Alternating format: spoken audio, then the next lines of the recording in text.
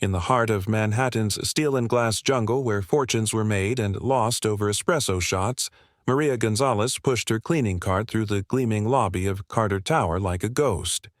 Her uniform was crisp, her hands calloused, her presence ignored by the suits who barely glanced up from their phones. But in this temple of wealth where billion-dollar deals were sealed with handshakes, it was Maria, the woman they never truly saw, who would unravel the most fragile thread in the CEO's gilded world. Benjamin Carter's penthouse was a mausoleum of grief. 2 months since his wife's car accident and his daughter Sophie had become a silent storm. 6 nannies had fled. Therapist resigned, and the last one, a specialist from Boston, left muttering about a darkness that clings to her.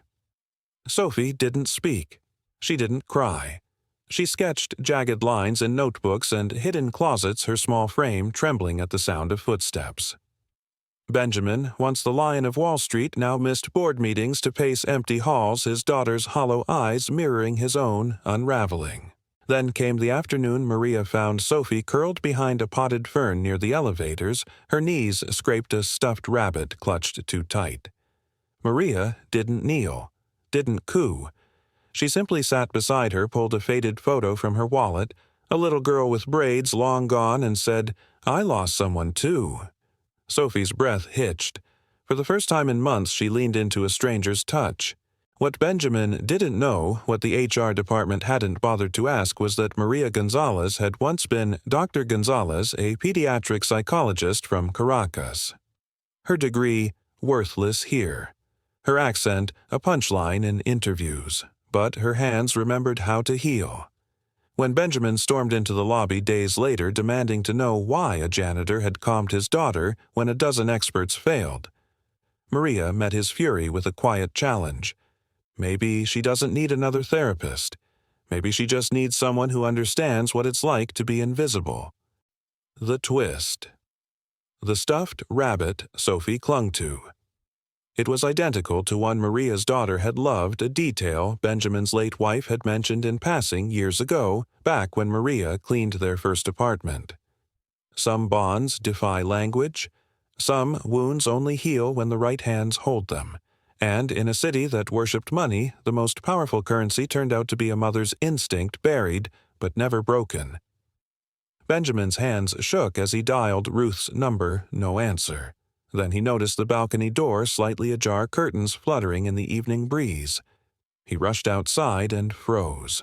There, on the fire escape, sat Lily and Ruth in a nest of blankets, surrounded by a constellation of glow-in-the-dark stars stuck haphazardly to the metal rails. Between them sat a cake, lopsided frosting smeared with candles spelling out Elijah in shaky script.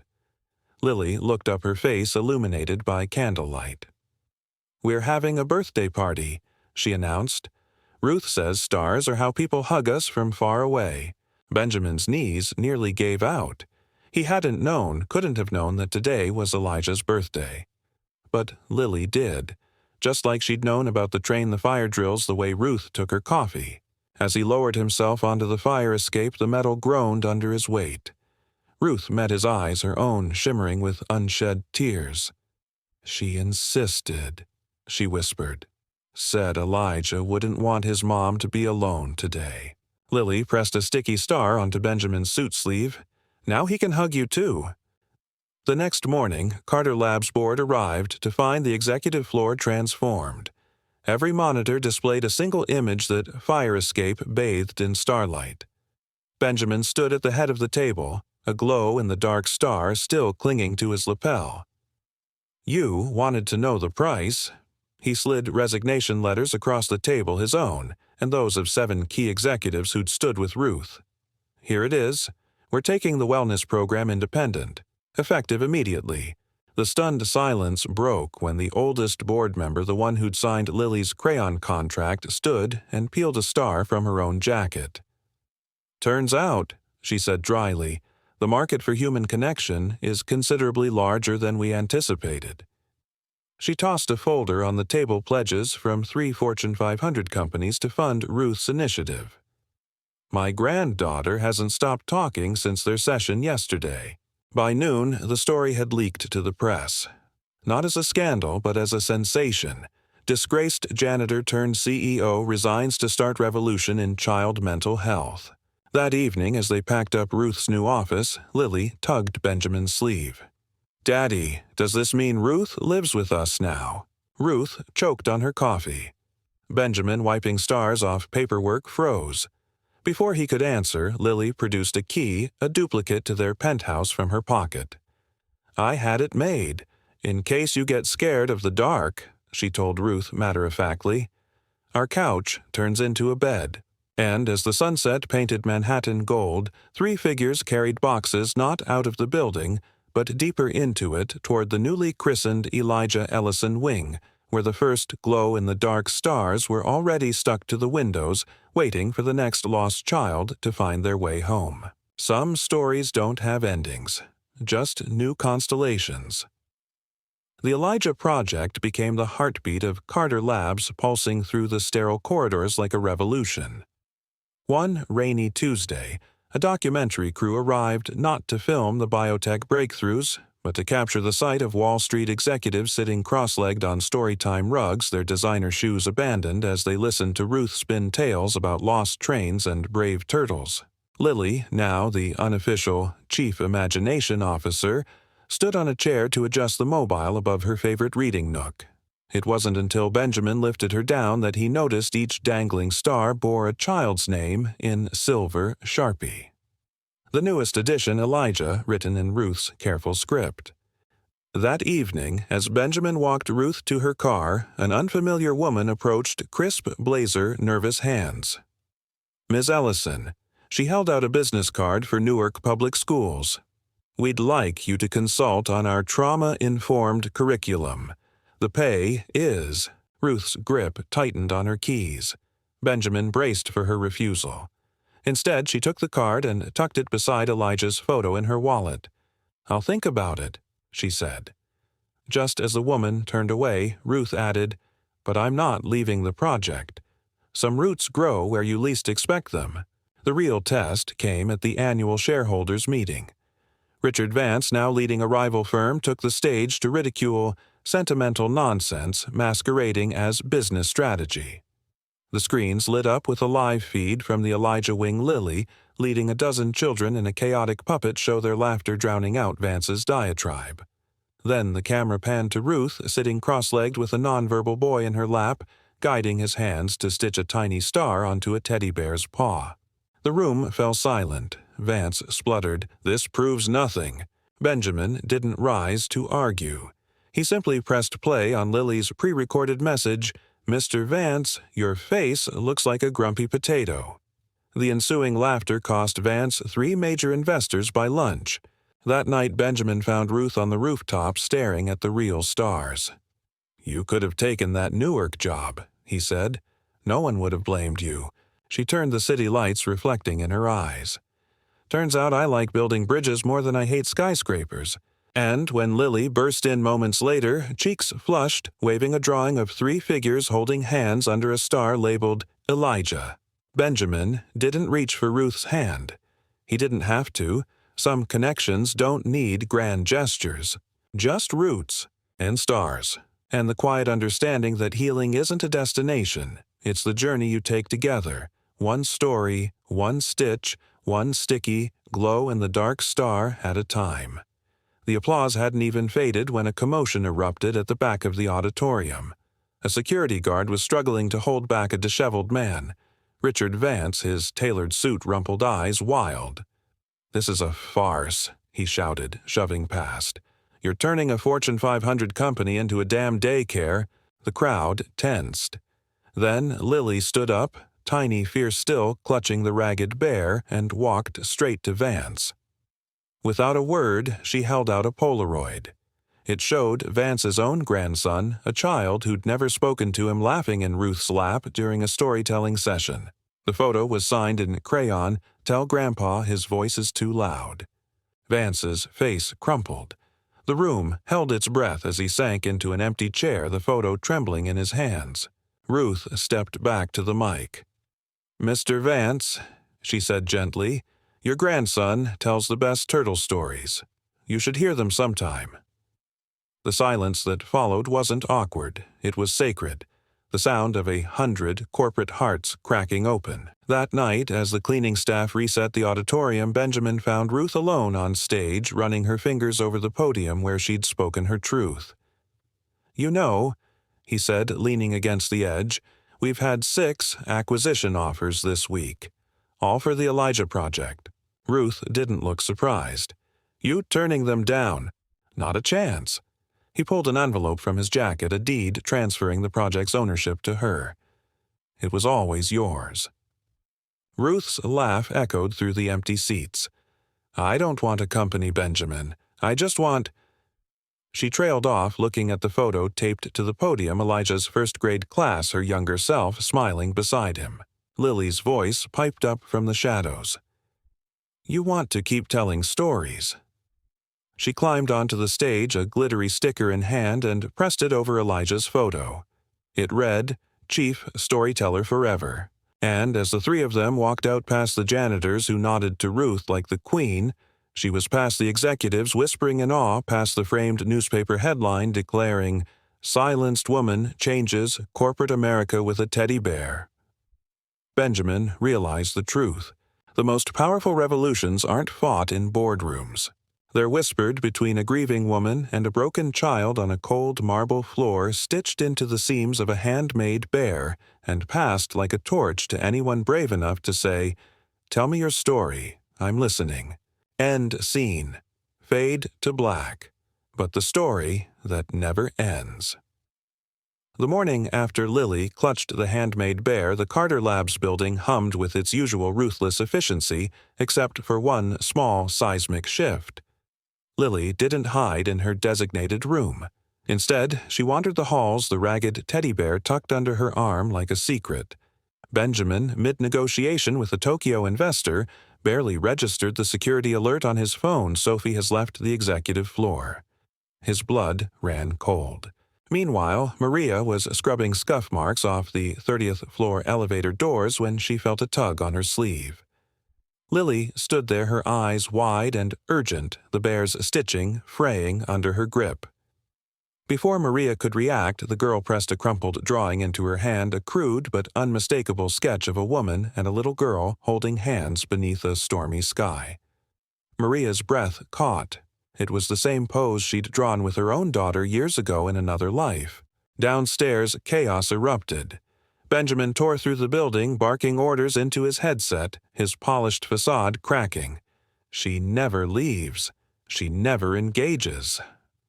What the hell changed? Then he saw them through the atrium glass, his daughter and the janitor sitting cross-legged in a patch of sunlight, Lily's lips moving, actually speaking as Maria stitched a loose button back onto the bear's paw with thread from her pocket. A junior executive sneered. Someone should remind that cleaner about boundaries. Benjamin's response was a whip crack. That cleaner just did what your Ivy League child psychologist couldn't.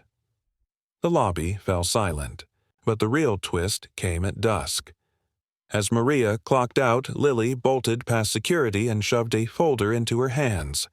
Inside medical records from Caracas Children's Hospital, a newspaper clipping about a missing pediatrician, and a sticky note in Benjamin's handwriting. "You're overqualified to be invisible. Let's talk tomorrow." Turns out, while the world saw a janitor, Benjamin had spent the afternoon digging and uncovered the truth. Maria wasn't just a woman who understood grief. She was a force who'd survived it. That night, for the first time since her mother's death, Lily slept without nightmares. And in a cramped Bronx apartment, Maria stared at the documents, her hands shaking. The bear she'd given Lily made from the last fabric her daughter had touched. Some silences aren't empty. They're bridges, and some rules meant to be broken.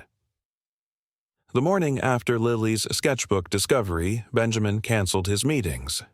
He stood in the lobby before dawn, watching through the security feed as Ruth arrived, always 15 minutes early, always pausing to press her palm against the building's glass wall like she was greeting an old friend. When Lily appeared moments later, still in pajamas, clutching her bear and a half-eaten granola bar, Benjamin's throat tightened. His daughter hadn't eaten breakfast willingly in months. Ruth didn't react with surprise. She simply unfolded a napkin from her pocket and handed it to Lily with a quiet, "Crumbles belong in pockets, not on floors." The girl grinned a flash of light in the sterile lobby and shoved the napkin into her sleeve like it was a treasure map. Then Ruth did something unexpected. She reached into her cart and pulled out 2 mismatched gloves, one striped, one polka-dotted, and began a silent puppet show right there on the marble floor.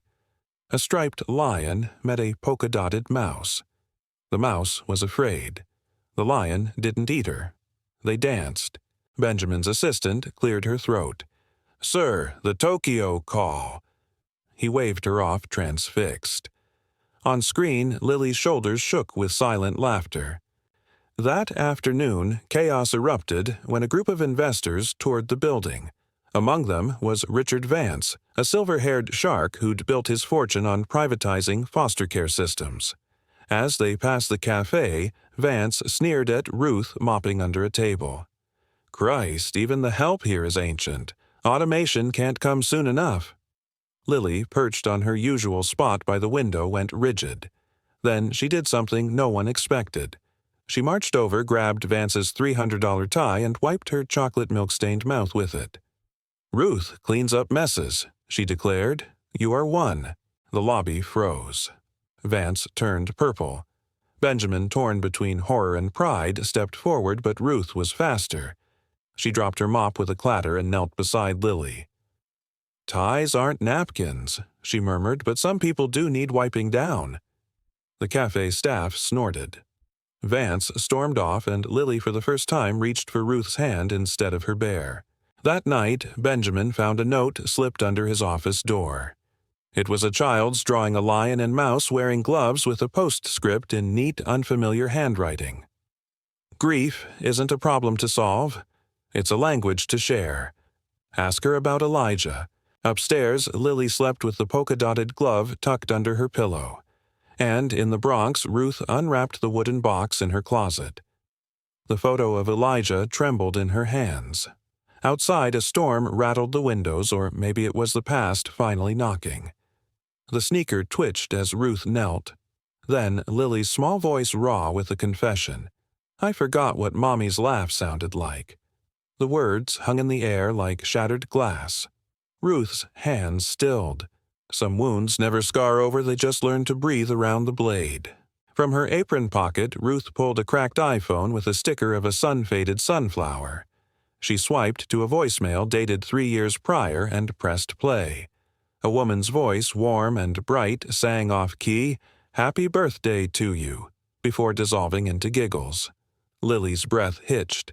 It wasn't her mother's voice, but the laughter, the messy, alive kind, was achingly familiar. Benjamin, lurking near the elevators, felt the ground tilt. He'd deleted all his wife's voicemails, unable to bear the sound. Yet here was this stranger, this janitor carrying someone else's ghosts like they were holy. The next morning, Ruth arrived to find Lily waiting at the service entrance clutching a shoebox.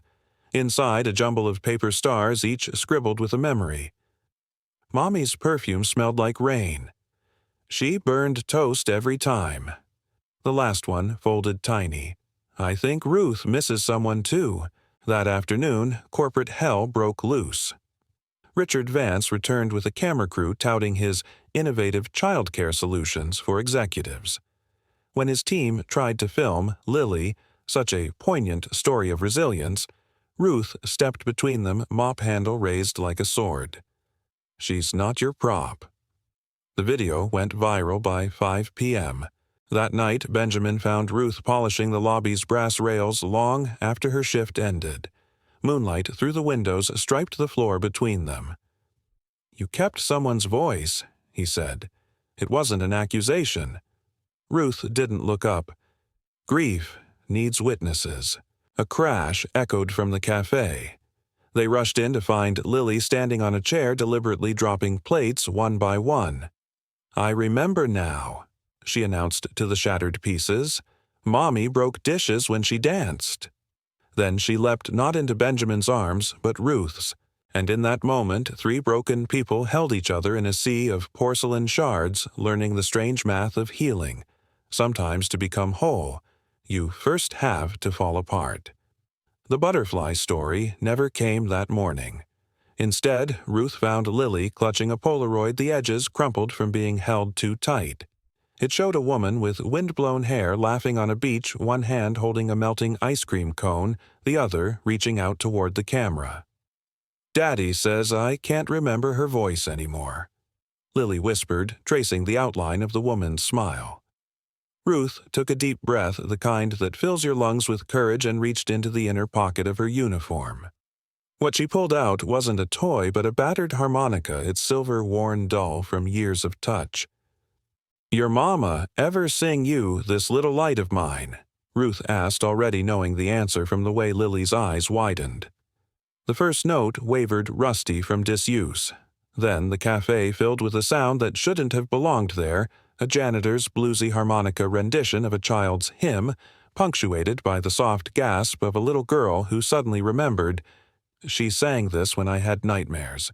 Upstairs, Benjamin stood frozen outside the elevator, his security team's radios crackling with the unexpected music. The COO snapped, "Should we stop this?" But Benjamin was already striding toward the stairwell, his polished loafers echoing too loud.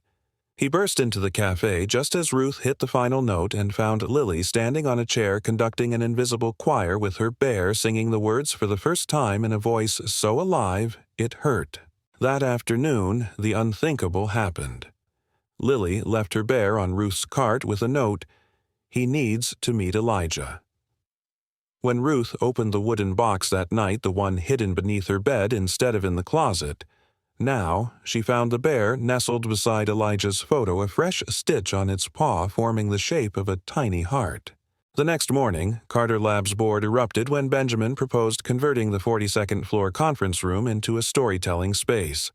"For God's sake, we're a biotech firm," someone shouted. Benjamin didn't flinch. "We're also human beings." He slid a document across the table, an offer letter for one Ruth Ellison, position Chief Story Officer. The salary made even the CFO blanch. At 3:07 p.m., Ruth clocked in to find her mop replaced with a leather-bound book and Lily waiting at their usual table, a jar of broken crayons between them. "Start with the turtle who crossed the ocean," the girl demanded. Somewhere above them, a camera feed glitched, or maybe it was just the light catching the tears in Benjamin's eyes as he watched for the first time in months his daughter live instead of just survive. And in the space between stories, if Ruth's harmonica found its way into the company's elevator playlist, well, even steel and glass towers need souls. The report slipped from Benjamin's fingers, the pages scattering across his polished desk like fallen leaves. He reached for his phone, then stopped. What could he possibly say? "I'm sorry your son burned to death while I was closing a merger." The whiskey in his glass tasted like ash. At dawn, he found himself standing outside Ruth's Bronx apartment, a crumbling walk-up with fire escapes like spider legs. The door opened before he could knock. Ruth stood there already in her uniform, a thermos in hand. "Figured you'd come," she said, voice rough with sleeplessness. The apartment behind her was bare except for one wall papered in children's drawings, all signed Elijah in wobbly letters. Benjamin's rehearsed speech died in his throat. Instead, he held out Lily's latest sketch, a stick figure, Ruth holding hands with a smaller figure under a rainbow. "She drew this at 3 a.m., he said.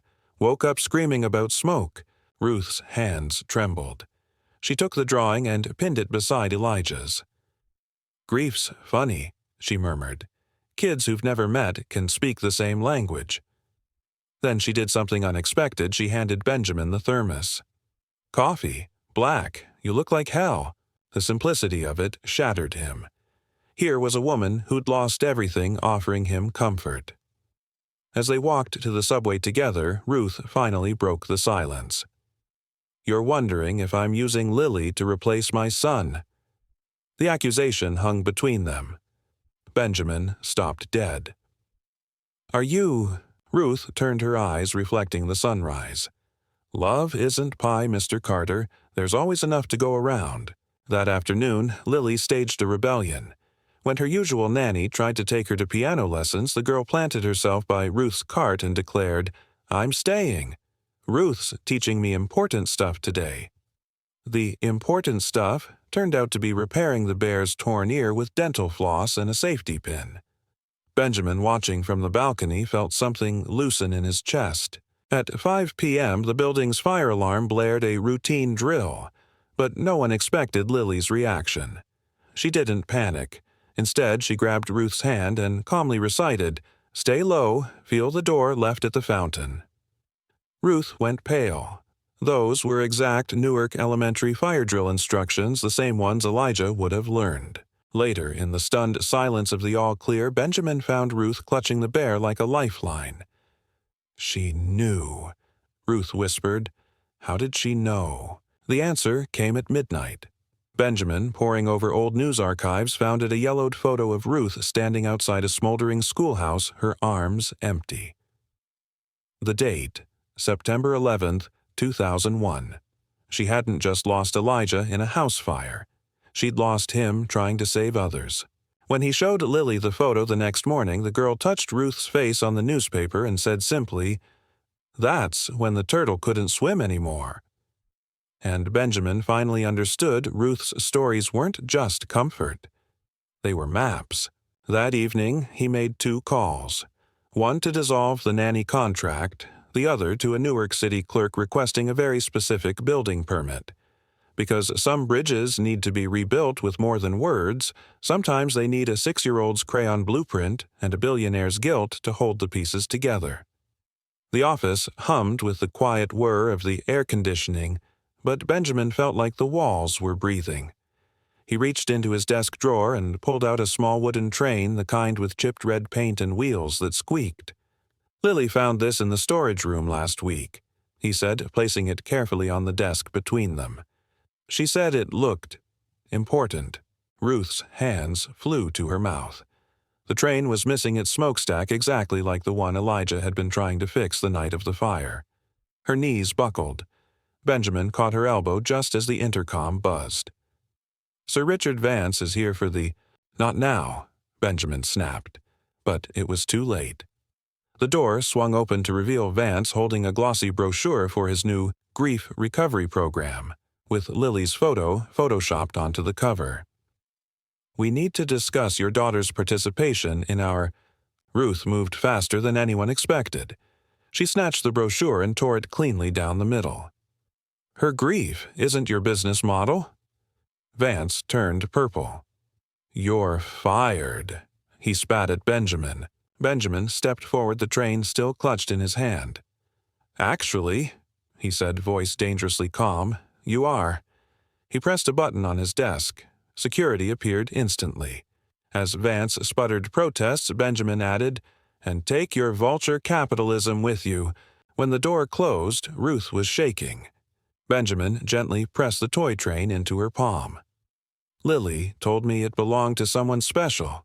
She said it smelled like crayons and Band-Aids." Ruth's breath hitched.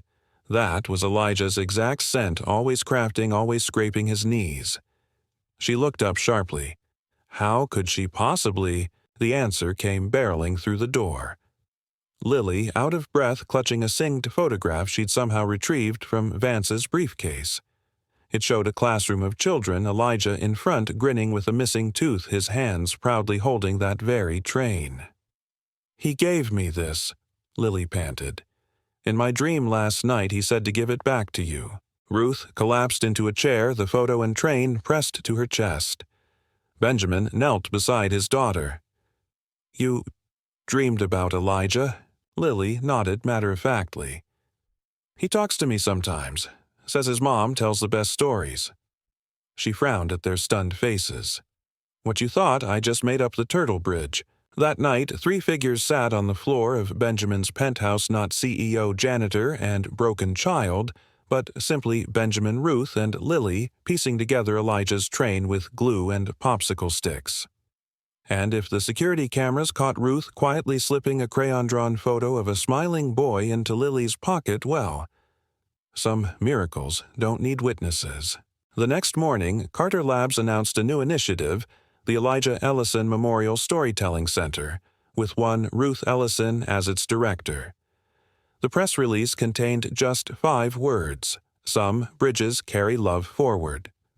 And in the lobby, if you listened closely, you could hear the faint squeak of train wheels and 2 voices, one small and one scarred, telling a story about a turtle who finally learned to swim. Benjamin's fist came down on the conference table with a crack that silenced the room. The only liability here is your inability to see past a damn job title. He tossed a stack of papers across the table. Lily's drawings from the past month, a janitor holding a child's hand, a teddy bear with a stitched heart, a train carrying stars. Ruth stood frozen by the door, her cleaning rags still clutched in one hand.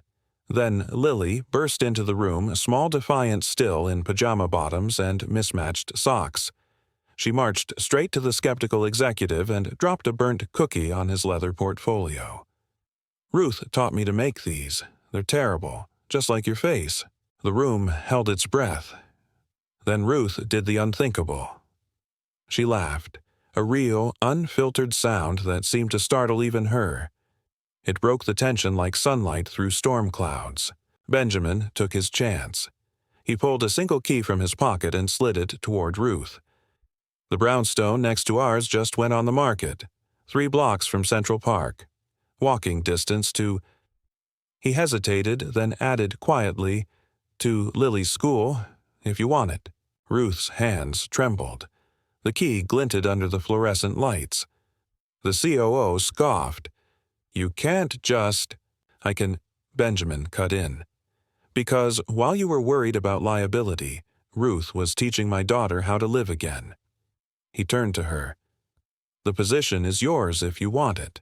Full benefits, creative control, official title director of Second Chances." Lily tugged Ruth's apron. "Say yes. Please, I already picked out your room color." She pulled a crayon from her pocket, sunflower yellow. The board members shifted uncomfortably. Then something remarkable happened. The oldest among them, a silver-haired VP who hadn't spoken all meeting, stood slowly. "Ms. Ellison," he said, voice thick, "my grandson was in your 3rd-grade class, Newark Elementary, 1998.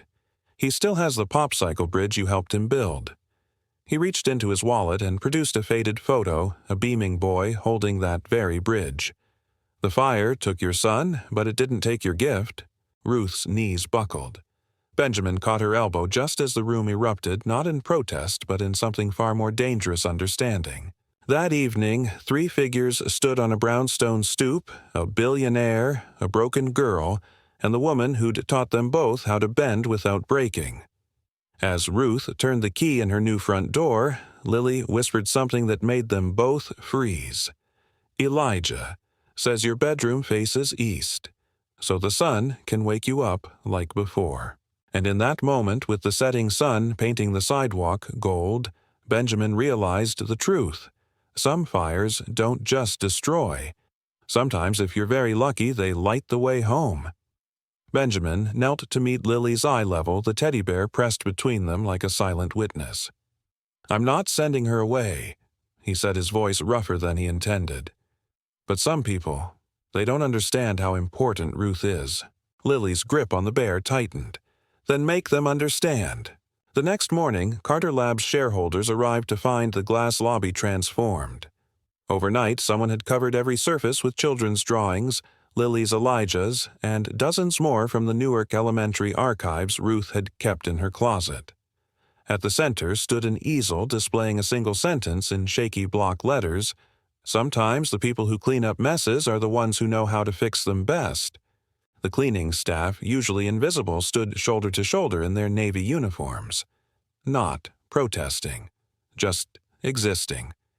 Investors murmured as Benjamin took the podium. "You're worried about liability." He gestured to Ruth, who stood beside Lily near the elevators. "That woman saved my daughter when all your approved methods failed. So here's the new policy: anyone who has a problem with Ruth staying can take it up with her." He pointed to Lily, who stepped forward with a stack of papers, her own version of a contract scribbled in crayon. "Terms and conditions. 1. Ruth stays forever. 2. No more sad meetings. 3. Cookies for everyone. The room held its breath. Then the oldest shareholder, a woman in a Chanel suit, did the unthinkable. She reached for a crayon and signed. "My granddaughter hasn't spoken since her brother's accident," she said quietly. Maybe Ruth could meet her. A ripple went through the crowd. One by one, executives began approaching not to object, but to ask. Could she talk to my nephew, my son, my wife? Ruth, overwhelmed, looked at Benjamin. He shrugged, a real smile breaking through for the first time in months. "Told you they'd understand." But the real victory came at dusk. As Ruth clocked out, she found Lily waiting by the service entrance with a battered shoebox. Inside were dozens of handmade bears, each stitched from fabric scraps. Elijah's old shirts, Ruth's aprons, even a piece of Lily's favorite blanket. "For the other kids," Lily explained, "so they know they're not alone either."